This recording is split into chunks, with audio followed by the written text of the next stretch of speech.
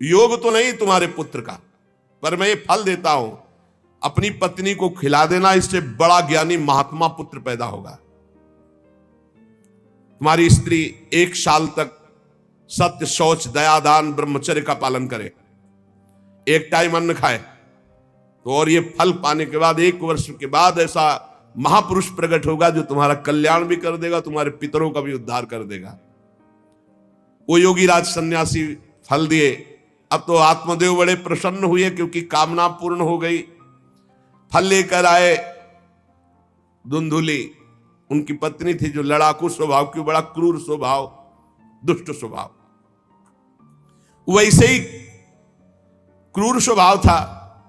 आके कहा हो भाग्य, एक सन्यासी मिले, वो फल दिए और उन्होंने नियम बताया है कि 1 साल तक सत्य बोलोगी, पवित्र रहोगी, दूसरों को दान करोगी, एक समय तुम अन्न खाओगी और बहुत शुद्ध स्वभाव वाला महात्मा बालक पैदा होगा, ये फल खा लो। तो उन्होंने कहा कि फल तुरंत थोड़ी खाया जाता, नहा धो के बड़े पवित्रता से खाया जाता, लाओ और जाओ, आप निश्चिंत रहो। बोलने अगर हमारे सामने तुम्हें विश्वास नहीं, वो डरते भी थे, घर के बाहर हो गए। अब वो कुटिल स्वभाव की थी, क्रूर स्वभाव की। उन्होंने अपनी बहन को बुलाया और रो रो के कहने लगी कि बहन मुझे बड़ी चिंता हो गई, समस्या आ गई। क्या? बोले पंडित जी जो ये फल लाए हैं, फल से गर्भ रह जाएगा। पहले तो नियम बता गए हैं कि 1 साल तक झूठ नहीं बोलना, पवित्र रहना है और दूसरों को दान देना है, एक समय अन्न खाना है। अब हम तो बड़ी भयभीत हैं कि जब पेट में गर्भ बढ़ेगा तो भोजन कम हो जाएगा, पेट बढ़ेगा तो भोजन कम हो जाएगा। ये तो मैंने कर नहीं सकती क्योंकि 3 बार तो हमको अच्छा भोजन चाहिए, पंडित जी का 1 बार खाना, ये तो हो नहीं सकता। अच्छा गर्भ बढ़ा, पेट बढ़ा, खाया पिया जाएगा नहीं, बहुत परेशानी उसमें लगेगी। और कहीं दैववश से अगर डाकू आ गए तो भाग भी नहीं पाऊंगी। चलो डाकू ना आए, कहीं आग लग गई घर में, तब तो हम जल के मरी जाएंगे क्योंकि गर्भ पेट में, ये तो हमसे नहीं। और फिर गर्भ निकलते समय सुना बहुत कष्ट होता है, ये सब हमसे नहीं होने वाला। देखो एक क्रूर स्वभाव की नकारात्मक सोच। और कहीं प्रसव काल में गर्भ टेढ़ा हो गया तो हम तो मरी जाएंगे, ये तो हमसे नहीं होगा। अगर गर्भ हमारा बड़ा होने लगा और घर में ननद आ गई तो सब माल मता समेटती रहेगी, हम तो कुछ लड़ ही नहीं पाएंगे क्योंकि लड़ने लायक नहीं रहेंगी। ये सब विचार करके उनका, ये सब हमसे नहीं होने वाला। तो उनकी बहन ने कहा सोच क्यों करती हो?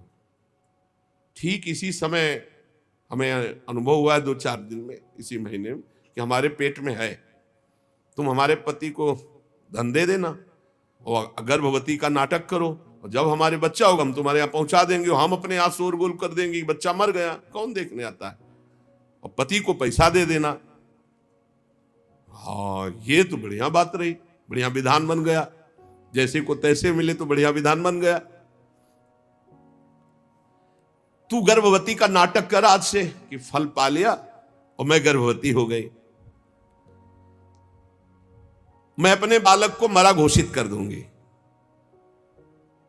और ये जो फल लाए हैं इसकी परीक्षा के लिए जो गऊ है उसको उपवा दो। जैसा उनकी बहन ने कहा था वैसे ही धुंधुली ने सब कर दिया। देख लो, कहा था स्वामी जी ने तुम्हारे 7 जन्म बालक नहीं, तो देखो बुद्धि कैसी खराब हुई, गाय को पवा दिया। अब जब उसकी बहन के पुत्र हुआ तब तक वो कपड़ा वपड़ा पेट में लगा के नाटक करती रही होगी कि हमारे गर्भ है। फिर एकदम घोषणा कर दी जब वो पुत्र रातों रात पहुंच गया कि हमारे संतान हो गई। उसके पिता को अच्छा धन दे दिया, वो धुंधुली को ला करके बहन का बेटा दे। आत्मदेव तो बहुत आनंद हो गए, उनको क्या पता कि घर में क्या रहस्य हुआ। वो तो बहुत सुखी हो गए कि संत भगवान के द्वारा दिए हुए फल से हमारे पुत्र हो गया। बड़ा आनंद, बड़ा उत्सव मनाया, बालक के जात कर्म संस्कार कराए, खूब दान पुण्य किया, मांगलिक कृत्य किए। धुंधुली ने अपने पति से कहा कि पता नहीं क्या कारण है, मेरे वक्षा स्थल में दूध तो है नहीं और अभी नया बालक है, बिना मां के दूध के जीवित नहीं रहेगा, तो हमारी बहन के बालक हुआ था पधार गया है, उसको बुला ले क्या? अरे उन्होंने कहा बिल्कुल बुलाओ, हम और पैसे देंगे, स्वागत करेंगे, हमारा बच्चा पुष्ट होना चाहिए। बहुत बुद्धि लगाते हैं क्रूर स्वभाव के लोग, कैसा एकदम फिट कर लिया विधान। अब उसको बुला लिया बालक का पालन पोषण करने के लिए पैसे के बाद, और वो असली मां तो वही है ही है। पुत्र की रक्षा के लिए जो जो कहा आत्मदेव ने वो सब स्वीकार कर लिया। 3 महीने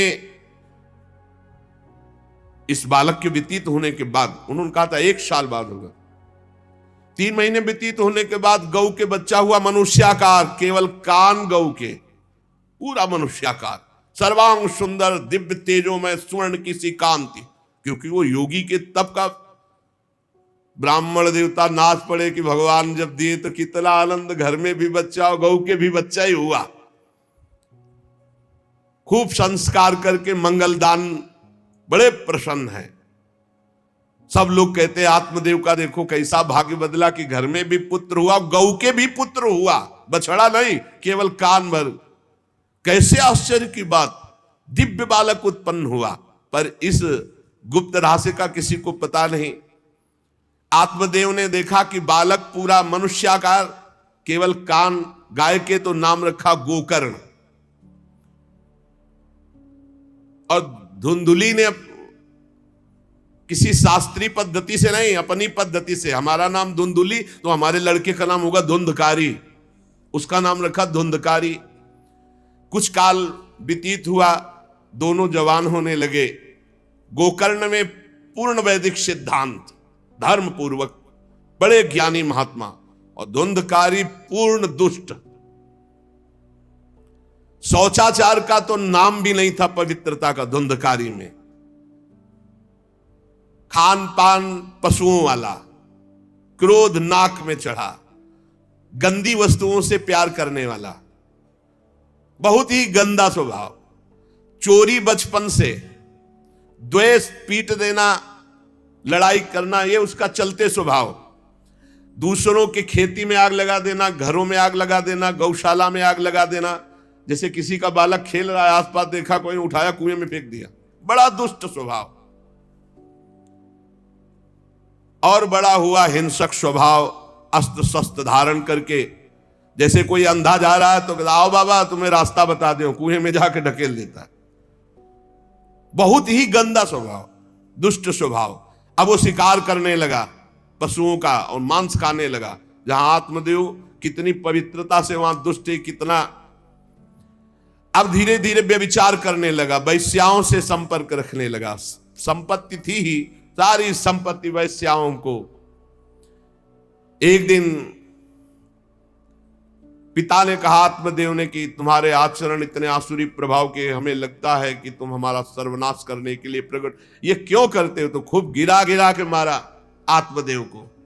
सन्यासी की बात अब याद आई कि तुम्हारे भाग्य में पुत्र सुख नहीं है। खूब मारा आत्मदेव को। जब इतनी जोर से मार रहा था तो थोड़ी तो दया आई कि पति है, बचा ले। तो धुंधुली गई, तो फिर धुंधुली की दम जम के पिटाई की। अब वो तो राक्षसी स्वभाव, और घर के जितने जेवर बर्तन सब उठा के बेच दिए, वैश्यागामी हो। अब जब सारी संपत्ति स्वाहा, खाने को भी नहीं, तो धुंधुली बैठ के रोती। दुष्टता की ना, पति ने जब तुम्हें एक दिव्य फल दिया था, खाना चाहिए था। मैं कहां जाऊं, कौन मेरा सहयोग करे, बड़ी विपत्ति, बड़ा दुख, न खाने को न पीने को। अतरे दिन पिटाई करता धुंधकारी, आत्मदेव की भी और धुंधुली की भी। पिता बैठ के रो रहे थे। मैं सन्यासी की बात मान जाता तो गोकर्ण जी आए और उन्होंने कहा पिताजी, आप जैसे विद्वान पुरुष को ऐसा शोक करना उचित नहीं। तुम शास्त्र के ज्ञाता हो, तुम्हें चाहिए कि संसार की असारता का तो थोड़ा विचार करना हो। ये दुख रूपी मोह में फंसकर आप एक अज्ञानी पुरुष की तरह रो रहे हो, पिट रहे हो। पिताजी, क्या शास्त्रों में नहीं पढ़ा पुत्र किसका, धन किसका, पत्नी किसकी, शरीर किसका? ये मोह के कारण अज्ञानी जन रात दिन दीपक की तरह जल रहे। पिताजी, ना सुख इंद्र को है, न चक्रवर्ती राजा को है। सुख है तो एकांत में भगवान का भजन करने वाले को है। ये देखो गोकर्ण, ये मुंचा ज्ञानम प्रजारूपम मोह तो नरके गति। ये नरक जाने वाली बात, पुत्र के मोह में फंस करके आप छोड़ो इसे, आपका शरीर नष्ट हो जाएगा। इसलिए मेरी प्रार्थना मानो, आज से निकलो घर से, और वन में जाओ, भगवान का चिंतन करते हुए जीवन व्यतीत करो। गोकर्ण जी के वचन सुनकर आत्मदेव वन में जाने के लिए तैयार हो गए। उनका बेटा, आज तक तो कभी वन में तपस्या भजन किया नहीं, बड़ा शरीर से राग है, क्या करूं, कैसे भगवत प्राप्ति करूं? सत्य समागम कभी व्यर्थ नहीं होता।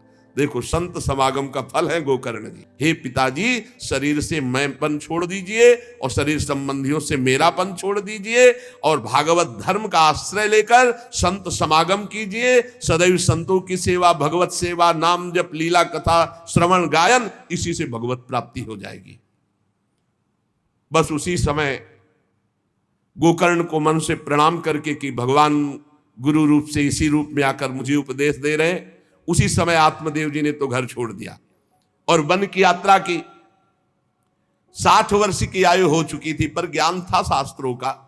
बड़ी निष्ठा से अपनी बुद्धि को समेटा संसार से, और रात दिन भगवान के चिंतन में लगा दिया।